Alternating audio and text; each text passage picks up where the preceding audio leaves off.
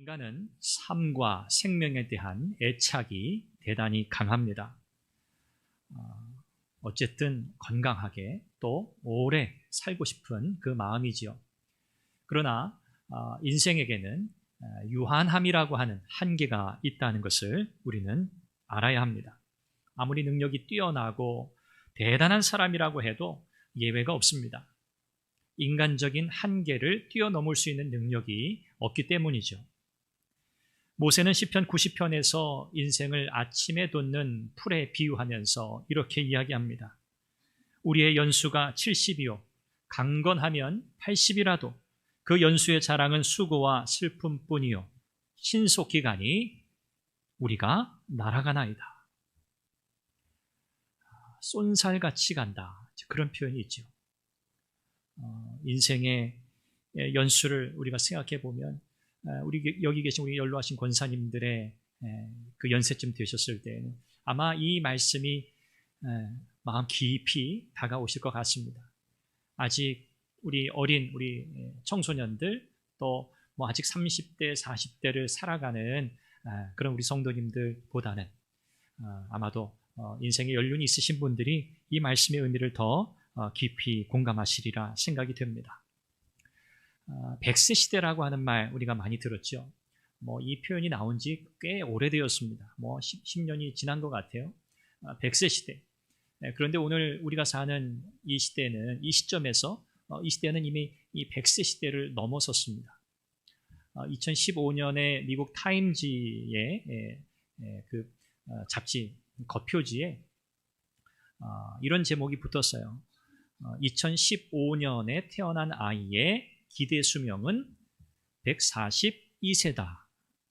142세. 2015년에 나온 그 뉴스였어요. 지금 조금 더 늘지 않았을까요? 그렇죠? 142세. 와. 내년이면 우리나라가요. 내년이면 초고령 사회가 됩니다. 이 초고령 사회의 기준은 65세 이상, 65세 이상이 인구 비율의 20%가 넘을 때 그때 초고령 사회라고 그렇게 부르거든요. 내년에는 2025년에는 20.6%가 될 것으로 예상해요. 그러니까 우리나라가 이제 초고령 사회가 되는 거죠. 고령 사회로 진입한 게 2018년이거든요. 지금 얼마나 지났습니까? 한 6년여 지났잖아요. 이제 초고령 사회로 이제 진입을 하게 됩니다. 인간의 평균 기대 수명이 이렇게 초고령 사회로 지나가면서 점점 늘어나고 있습니다. 여러 가지 요인이 있겠죠.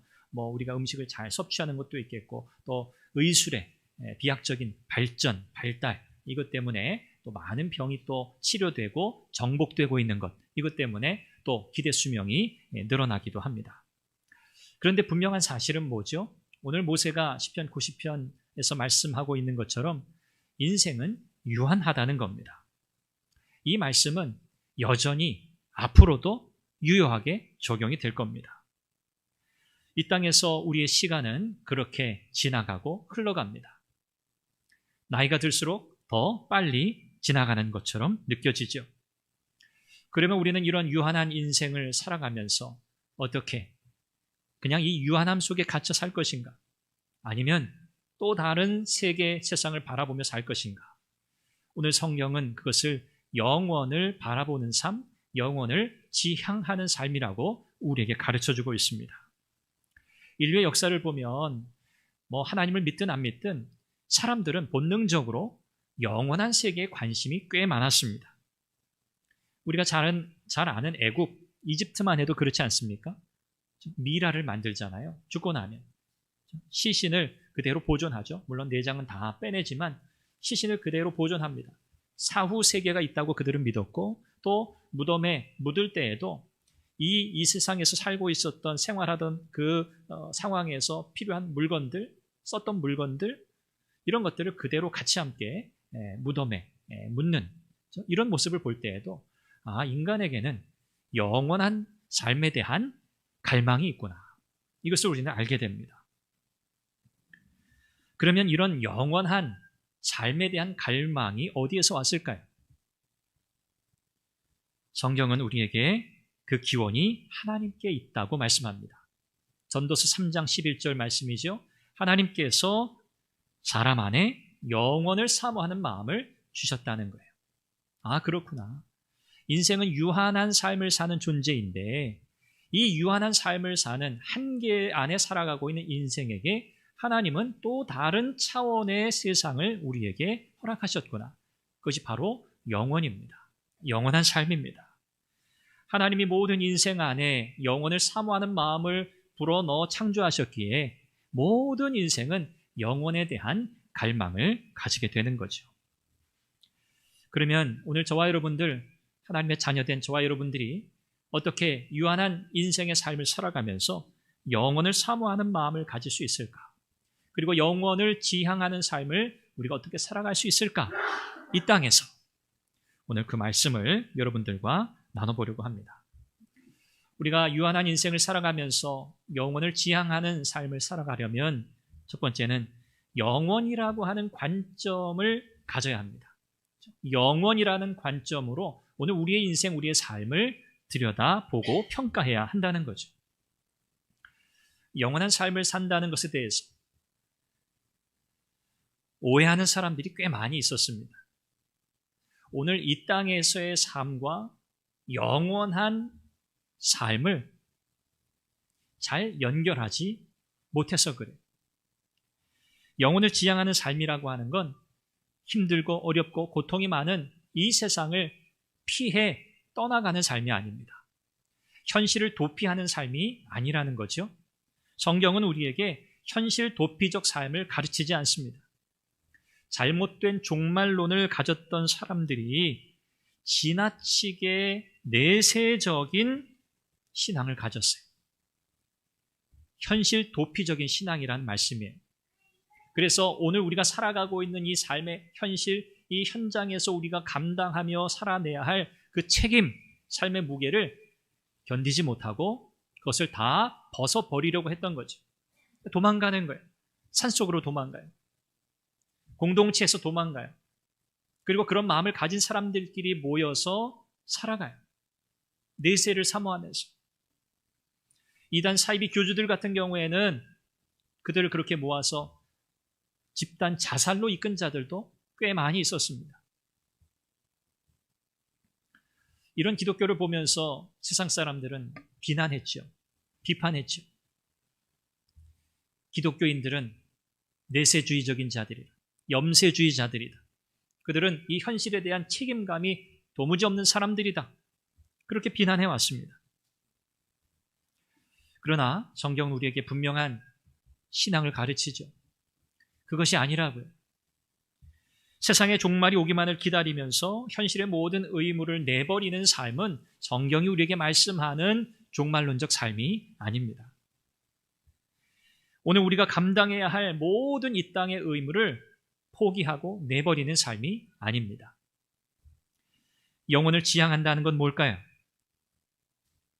그 영혼을 지향하는 삶이 이루어지는 장소가 바로 오늘 우리가 발딛고 살아가고 있는 이 땅 현실이라는 것에 있습니다. 그것이 사실은 제일 중요해요. 우리는 이 땅에서 살아갑니다.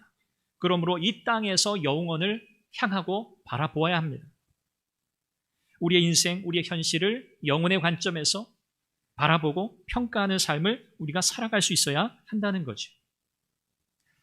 이 이야기를 오늘 본문 가운데서 우리 주님이 비유를 통해서 가르치십니다. 오늘 이 비유는 누구에게 가르치시는 이야기냐면 자기 형과 재산을 상속하는 문제 때문에 정신이 팔려있는 한 청년에게 가르치시는 비유예요. 무엇을 가르치시는가? 영원한 삶을 준비해야 한다는 것을 가르치시기 위해서 이 비유를 말씀하셨어요.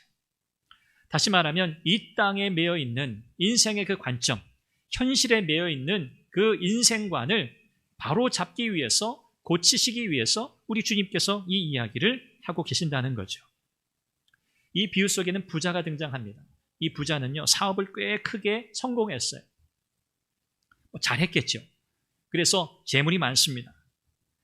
그러니 이제는 다른 것이 보이기 시작하는 거예요. 야, 내가 이제 가진 것이 많으니까 내가 소위 세상에서 성공했으니까 이제는 좀 내가 편안하게 놀고 먹고 뭐 그냥 내 마음대로 좀 즐길 것 즐기고 좀 살아보자. 내가 큰 재산을 모았으니까 걱정 없을 거야. 내 재산이 나의 삶을 이제 안전하게 지켜줄 거야. 보호해 줄 거야. 라고 생각했습니다. 스스로 굉장히 칭찬한 거죠. 야, 난 정말 성공했어. 나는 정말 너무 잘했어. 난 이제 부러울 것이 없어.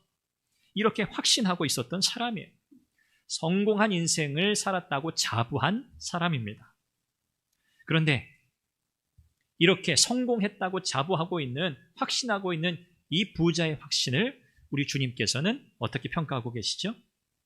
완전히 잘못되었다고 평가하세요. 완전히 잘못되었다. 뭐라고 표현합니까?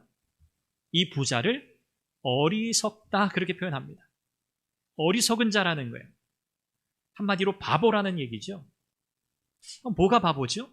열심히 일해서 성공하고 재산을 가지고 또 그 재산을 가지고 뭐 누릴 수 있잖아요. 먹고 싶은 것도 먹고 사고 싶은 것도 사고 하고 싶은 것도 할 수 있잖아요.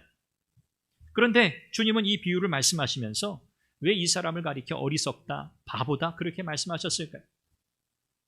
그러면서 이 비유의 끝에 그 이야기를 하시죠. 오늘 밤에 이 부자의 생명을 하나님이 거두어 가신다면 그가 가지고 있는 그가 성공해서 모아놓은 그 재산, 그 재물이 무슨 소용이겠냐는 거예요. 아무 소용이 없죠. 못 가져가잖아요. 하나님의 생명을 거두어 가시는 순간에 이 부자의 모든 계획은 다 수포로 돌아가는 거예요. 그래서 이 부자는요, 성공한 것처럼 보였지만 사실은 실패자였어요. 왜요? 그가 자기의 인생을 바라보는 기준이 어디 있었기 때문이에요? 이 땅에 있었기 때문에 그래요. 이 땅의 기준으로만 자기의 인생을 바라봤어요. 땅의 기준으로만. 그죠? 그게 성공이에요. 그게 물질이에요. 그에게는 영혼의 관점이 없었어요.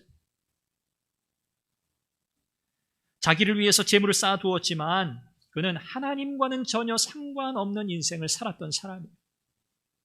이것이 바로 영혼에 대해서 관심이 없던 사람이라는 말씀이에요.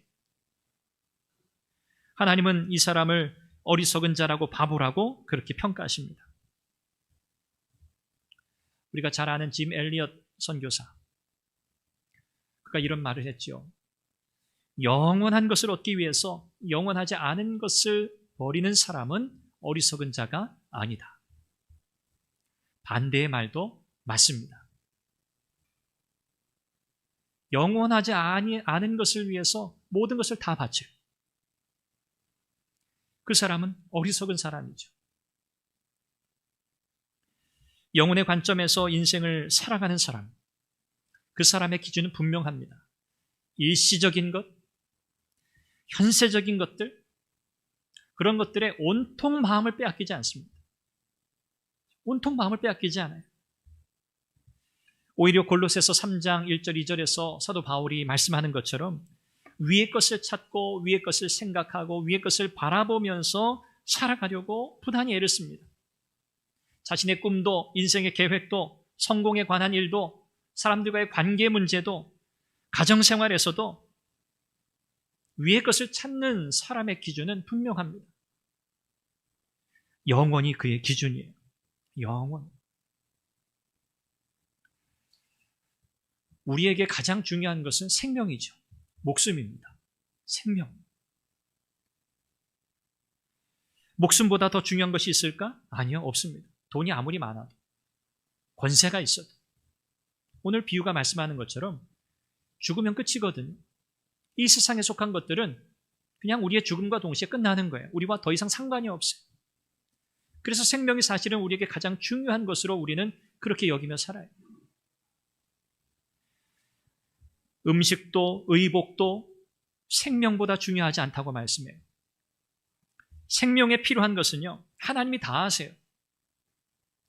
우리는 생명을 얻기 위해서, 이 생명을 유지하기 위해서 애쓰고 부단히 이 땅의 것을 움켜쥐려고 애쓰면서 살아가는데, 이 생명은요, 우리가 애써 움켜쥔다고 유지할 수 있는 게 아니에요. 이 생명은 하나님이 주시는 거예요. 이 생명을 거두어 가시는 것도 하나님이 하시는 거예요. 생명에 관한 한 저와 여러분들이 할 수 있는 것은 사실 없어요. 생명은 주신 거니까. 우리가 받은 거니까. 그래서 오늘 이 성경은 이어지는 본문의 말씀도 우리가 잘 아는 말씀이지만 생명을 유지하기 위한 삶을 살라고 말씀하지 않고요. 이미 생명은 너희에게 주셨으니 그 생명을 가지고 이제 하나님 나라를 위해서 살아야 해. 그걸 말씀하고 계세요. 그래서 이어지는 말씀 우리가 잘 알잖아요. 너희는 먼저 하나님의 나라와 그 의를 구하라. 생명에 관한 것은 걱정할 것 없어. 생명을 주신 분이 하나님이시잖아. 생명을 유지하고 생명을 지키시는 분이 하나님이시기 때문에 생명에 관한 모든 필요는 하나님이 공급하실 거야. 그러니 그것 때문에 걱정하고 염려하지 말라는 거죠. 그리고 우리의 관심을 어디로 돌리라는 거예요? 생명이라고 하는 이 땅에 속해 있는 그 모든 것으로부터 영원한 하나님 나라의 백성의 삶으로 우리의 시선을 옮기라는 거예요. 그래서 우리의 생명도 우리의 시간도 우리의 물질도 우리의 재능도 영원한 하나님 나라의 가치를 위해 사용하는 삶을 살아야 한다고 말씀하고 있는 겁니다. 지난주에 제가 시간이 달란트라는 제목으로 말씀을 나누었죠. 제가 또 오늘 시간과 관련된 주제로 여러분들과 말씀을 나누고 있어요. 몇 차례 더 그렇게 할 예정입니다. 우리에게 주어진 모든 것은요, 하나님의 은혜입니다. 참 생각할수록 너무나 감격스러운 일이에요. 근데 생각 안 하면 생각 안 할수록 아무런 감각이 없는 내용이에요. 즉 제 경험이에요. 감사할 것을 생각하면 생각할수록 야, 이게 신기한 일이에요. 내가 살아있다? 오늘 나에게 새로운 날이 주어졌다? 내게 생명이 있다? 생각할수록 신기하고 놀라운 일이더라고요. 여러분 날마다 이 하나님의 은혜에 감사하시고 또 기뻐하시길 바랍니다. 우리가 세상에 기뻐할 일이 얼마나 많이 있겠습니까? 그렇죠? 하나님께서 주신 은혜를 헤아려 보고 또 생각해 보고 내게 주신 이 시간이라고 하는 내게 주신 이 생명이라고 하는 것을 생각해 보니까 너무 감사한 거예요. 너무 감사해요.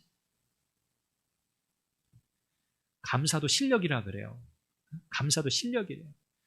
실력은 연마하는 거거든요. 기술을 연마하는 거예요. 그게 실력이잖아요. 여러분 감사를 연마하십시오. 갈고 닦으세요.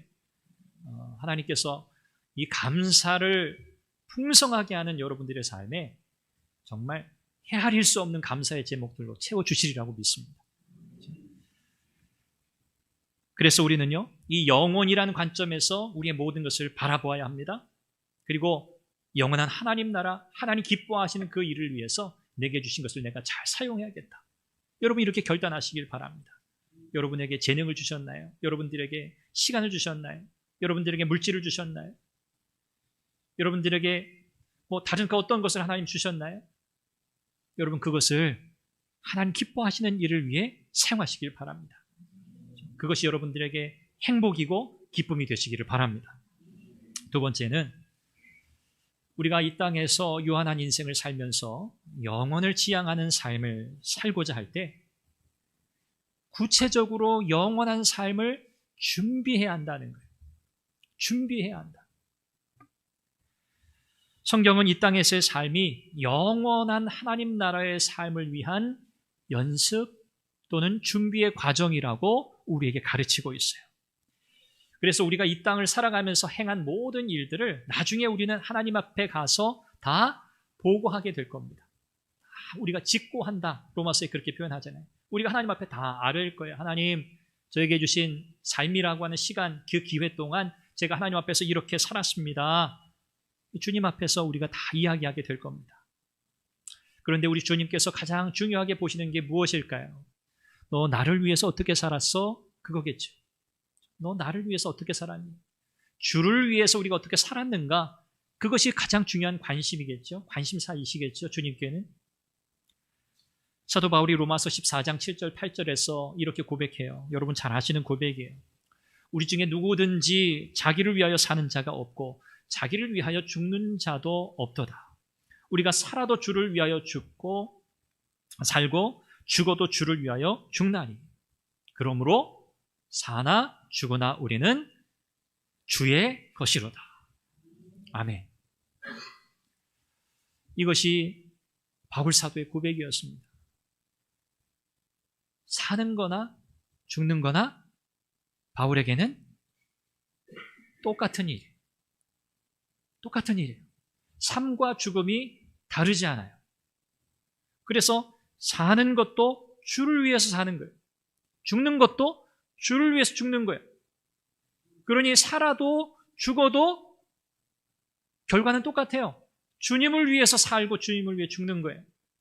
그러니 삶도 사는 것도 죽는 것도 다르지 않다는 그 고백이라고 저는 이해해요.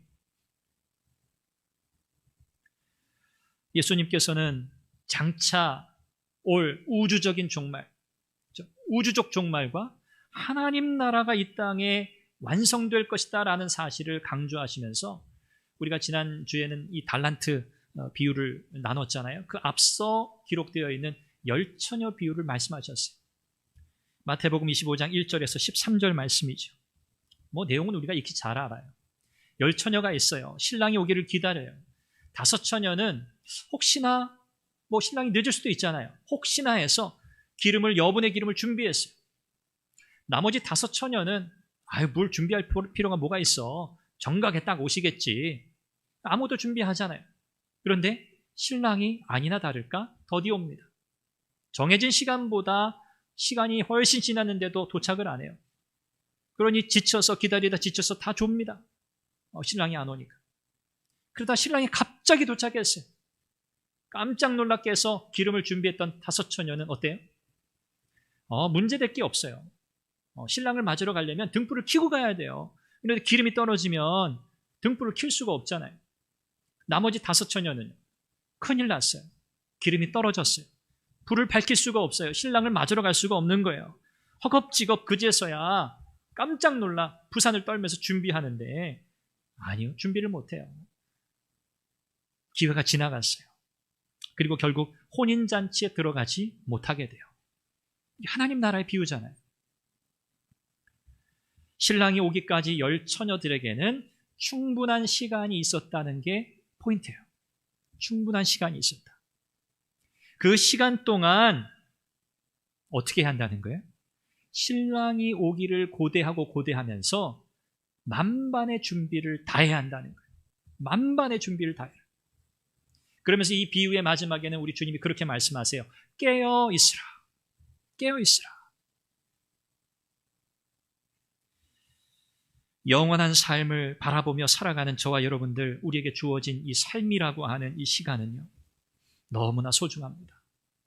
너무나 소중해요. 주님께서는 도둑같이 임한다 하셨어요. 언제 오실지 몰라요. 도둑같이 임하신대요. 갑자기 들이닥치신다는 말이에요. 그런데 그때 당황하지 않으려면, 그때 우물쭈물대고 어쩌지? 내가 준비를 못했는데 하지 않으려면 깨어 정신을 차리고 말씀에 순종하는 삶을 살아야 한다고 성경은 말씀합니다. 말씀을 정리해 볼까요? 여러분 마음속에는 하나님 나라 천국이 어떻게 그려지십니까? 천국이 어떤 곳이라고 여러분 마음속에는 생각이 되십니까? 오늘 저와 여러분들의 궁극적인 소망이 사실은 거기 있잖아요. 영원한 하나님 나라, 천국, 우리가 그렇게 표현하잖아요. 믿음 안에서 먼저 돌아가신 우리 성도들, 우리 가족들, 부모님들, 형제들, 우리의 마음속에 이 땅에서는 더 이상 볼 수 없기에 마음이 슬프고 그립잖아요. 그럼에도 불구하고 우리는 어떤 소망이 있어요? 그래. 장차 우리는 영원한 하나님 나라에서 함께 다시 만나 기쁘고 감사하고 즐겁고 행복한 복된 삶을 우리는 영원히 살아가게 될 거야. 우리가 그날을 사실 마음속에 그리며 소망하며 이 땅을 살아가고 있잖아요. 그런데 사실 생각만큼 우리가 이 하나님 나라 천국을 잘 모르는 것 같아요. 저도 마찬가지. 성경이 우리에게 말씀하는 바, 비유를 통해서든 또한 요한계시록에서는 상징적인 이미지를 통해서든 그 하나님 나라를 우리에게 가르쳐주고 계시는데 사실 가리워진 것들이 너무나 많아요. 왜? 하나님이 보여주시지 않아서. 어떤 분들은 너무 보고 싶어서 하나님 나라 천국이 어떤 곳인지 너무 알고 싶어서 다녀왔다, 나 보고 왔다, 이런 분들이 있어요. 그분들이 진짜 봤는지 하나님 진짜 보여주셨는지 아닌지는 전 모르겠어요. 그런데 성경이 하나님 나라를 이 땅에서 미리 그렇게 보고 오는 게 중요하면 모두 다 봐야 한다고 말씀하셨을 거예요. 그런데 그렇지 않아요. 그러니 여러분 그렇게 극단적으로 하나님 나라를, 천국을 그렇게 보고자 하지 않으셔도 돼요. 오늘 저는 이 하나님 나라, 특별히 우리에게 주어진 이 시간, 현실, 삶, 그리고 영원이라고 하는 이 영원한 삶을 생각해 보면서 하나님 나라를 생각지 않을 수 없었어요. 하나님 나라 이 천국, 그것은 어떤 나라일까? 그냥 우리가 죽으면 가는, 흔히 우리가 내세라고 그렇게도 표현하잖아요. 내세, 사후세계, 내세. 그런데 성경은 하나님 나라 천국을 그런 의미만으로 우리에게 가르치지 않아요. 그래서 우리에게는 두 가지 차원의 하나님 나라에 대한 이해가 필요합니다. 이것은 오늘 말씀의 핵심 주제는 아니지만 중요한 연결 주제이기 때문에 이 말씀을 드리고 이제 마무리하려고 합니다. 이 마태복음에 보면 마태는 하나님 나라라고 하는 이 표현을 쓰지 않고요, 천국이라는 표현을 써요. 천국.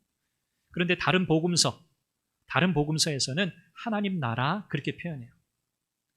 마태가 이 천국이라고 하는 단어, 우리가 한글 개역 성경에 번역된 이 천국이라고 하는 이 표현을 헬라어에는 하늘들의 나라 이렇게 되어 있어요.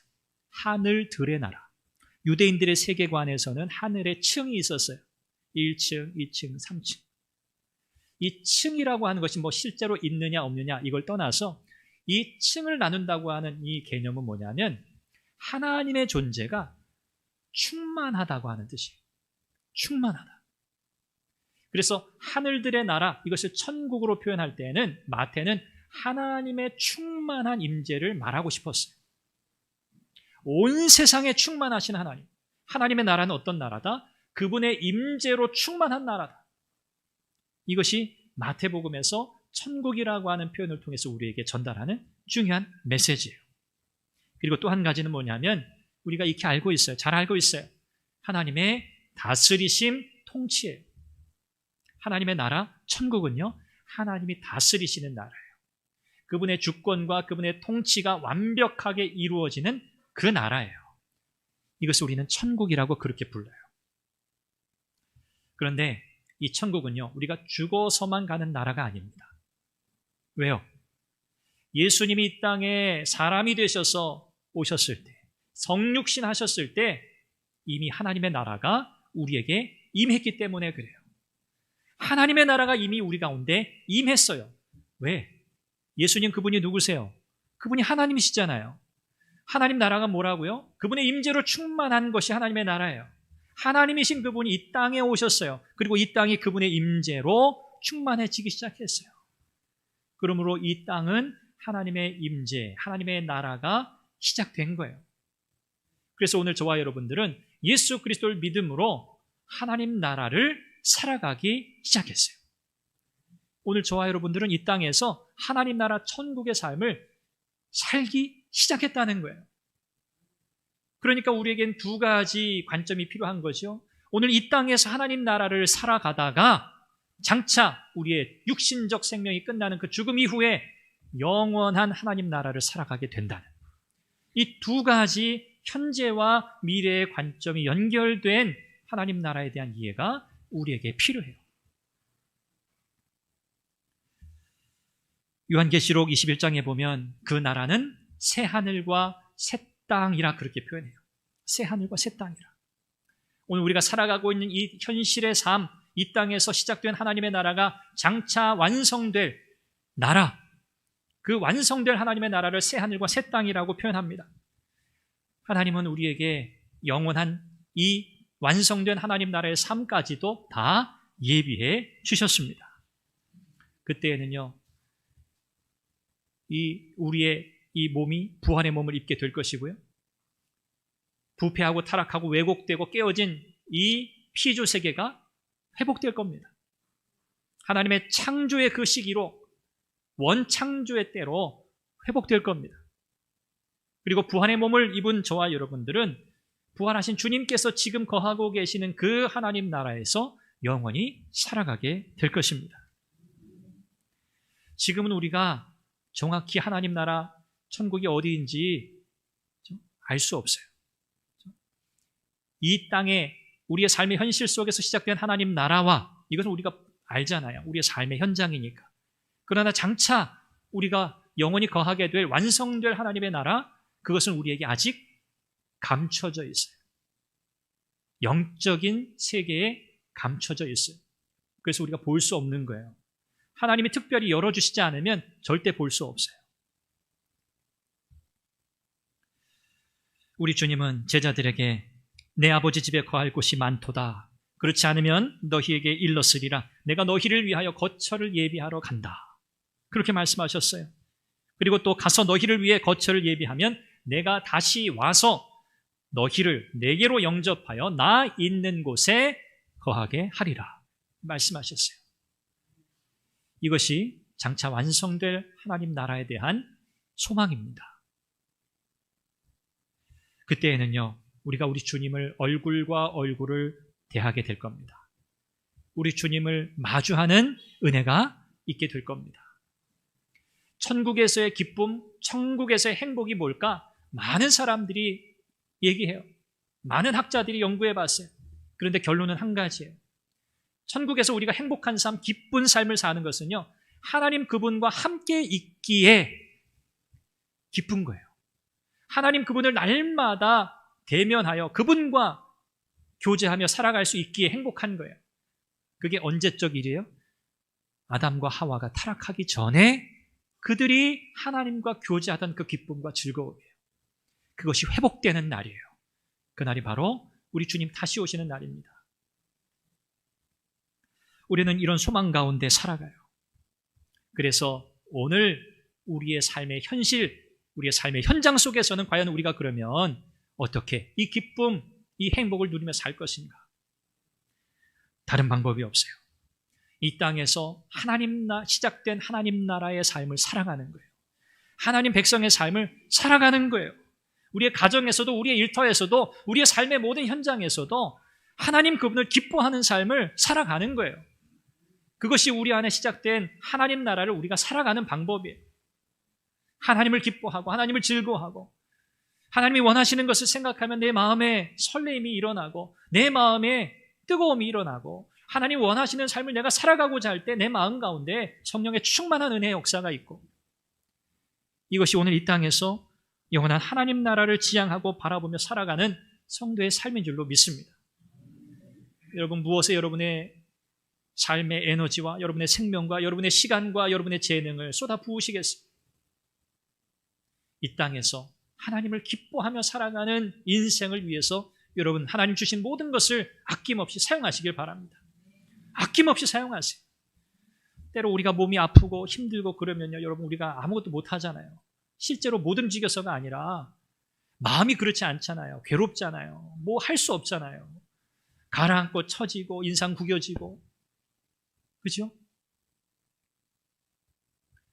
우리가 지금 이렇게 하나님 은혜 주셔서 그래도 나름 건강한 삶을 이렇게 살아가고 있다는 거, 여러분, 이게 얼마나 감사한 거예요. 그렇죠?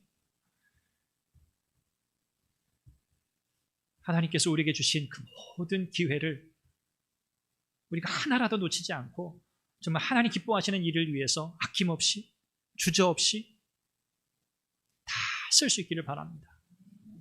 그것이 여러분에게 행복이 되고, 그것이 여러분의 인생의 기쁨이 되고, 그것이 여러분의 인생의 비전이 되시기를 주님의 이름으로 축원합니다. 우리가 함께 기도하겠습니다. 하나님, 이 땅을 살아가면서 하나님 나라를 살아가게 하옵소서. 하나님 나라를 살아간다는 것은 하나님 영혼의 관점에서 내 인생을 바라보는 것이고, 하나님 나라의 관점에서 내 삶에 주신 그 모든 것을 내가 어떻게 하나님 영광 위에 사용할 것인가에 관한 문제임을 내가 말씀을 통해서 깨닫습니다. 하나님, 오늘 여기 나의 삶의 자리에서 하나님 부지런히 하나님의 뜻을 이루어가고 하나님 말씀에 순종하며 하나님의 통치에 따라 살아가는 복된 믿음의 삶을 살아가게 하여 주옵소서. 우리가 이 제목을 가지고 한 목소리로 함께 기도하겠습니다. 자비하신 아버지 하나님, 은혜와 사랑을 감사합니다.